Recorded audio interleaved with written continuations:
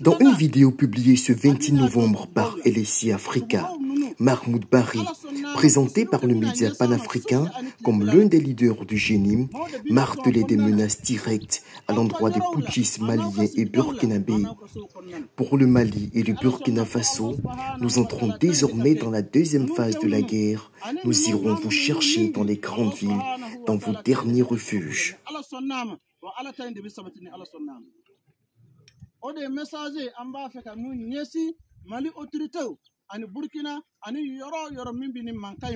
Plus personne ne peut se cacher la vérité, même les plus négationnistes.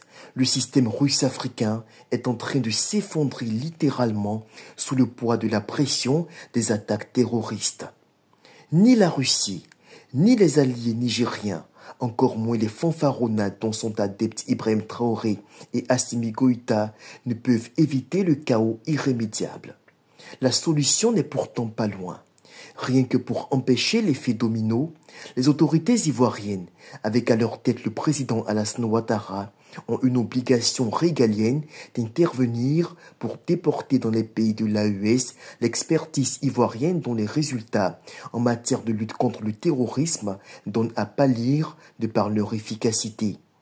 Des attaques qu'on compte du bout des doigts en 8 ans d'agression terroriste, des réseaux djihadistes constamment démantelés avec l'aide des puissances occidentales, notamment de la France, un bilan qui contraste effroyablement avec celui des pays de l'AES dont la situation ne cesse de se détériorer depuis le départ des troupes françaises et l'implantation de la Russe-Afrique.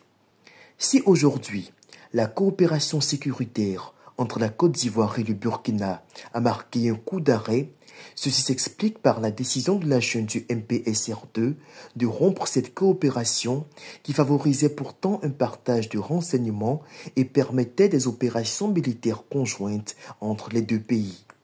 La balle est dans le camp d'Ibé et de ses pairs de l'AES. Il est fort à parier que dans son intérêt, la Côte d'Ivoire n'aura d'autre choix que de voler au secours de ses voisins sahéliens pour peu que nos lucarnes s'ouvrent.